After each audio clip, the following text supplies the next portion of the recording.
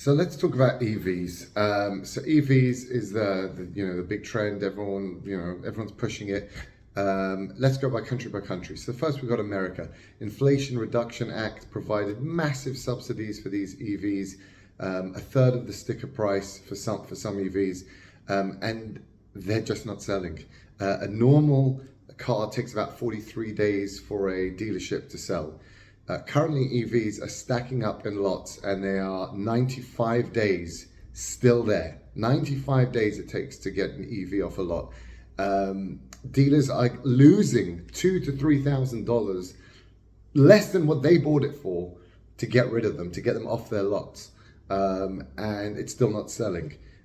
Ford shut down a lot of its EV lines. GM has shut down a lot of EV lines. Tesla has just frozen its Mexico Gigafactory, saying we don't know if we're going to go ahead with it. And Tesla also missed its Q3 sales quite largely, what they were expecting. So we're seeing EVs is now saturated. And this is not playing out with ICE vehicles in the same way. They are still selling, even with high interest rates, even with high costs, they are still selling, and EVs are maxed out.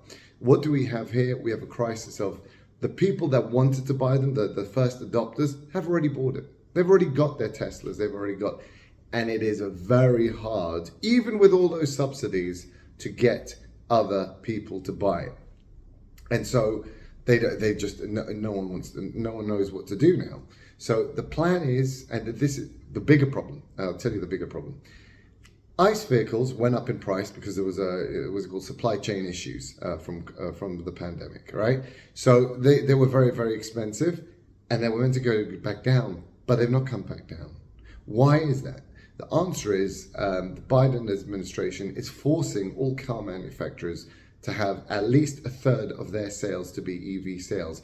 If you cannot do that, you cannot sell those 2/3. So they are also pricing those ICE models very high in order to fund the EV losses and the EV gigafactories they have to build. They have to build special factories for them. In order to fund that, they have to keep the prices of the ICE vehicles high. So really, ICE vehicles should be much, much cheaper. But because of government intervention, state control, basically communism, all right, government intervention in a capitalist market, they are causing the price of ICE vehicles to be unnaturally high. It should be much lower. And this causes, who does it hit? Does it hit a rich person? A rich person doesn't matter, okay, it's 10,000 more, 15,000 more, it doesn't matter. I want to get a car, I get a car. It hurts the poor. They cannot get cars, right? It's too expensive. The average price, the average monthly payment, of a car in America is now $770. That is much higher. It's the highest ever, right? It has not come back down. It has not come back down from the pandemic. It is at record levels, and that is because car dealers cannot reduce that price. So we have seen now the effects of government intervention. Going into China is the king of EVs, but they're all going bankrupt. A lot of their car companies are going bankrupt. They're making losses on cars just to get rid of them. They can't get rid of them. No one wants them. They've gone into markets. They're literally the cheapest car out there. Forget ICE, forget anything. They are the cheapest cars out there, and they still can't sell them. Now that is telling you a bigger problem, because Chinese car manufacturers can sell in Europe, unlike they can't sell it in America. But even with rock bottom loss leading prices for quality vehicles, they cannot get them off their list. Now we've got another problem, and the other problem is EV insurance. EV insurance is in England £3,000 for a Tesla Model 3. It's insane. And the reason is the spare parts are very, very expensive. You can only get them fixed by Tesla. You can't go to a garage. Even a little dent, you have to go. The computer has to be reset. It's a whole, mess. And so therefore, insurance companies are charging very high insurance prices.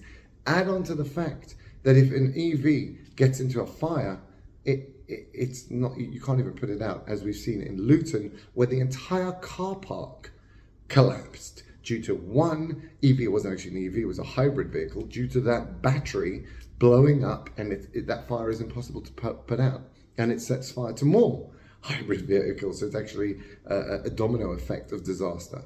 So what we see is EVs are slowing down. People are not wanting them, but the governments don't get it. And they're trying to push this stupid agenda on people's throats. Totally not capitalism. As we know, we've never had capitalism in many, many years. But this is what's going on, and this is a problem for the poor. Poor cannot get cheap vehicles, and it's all because of this deranged woke mentality.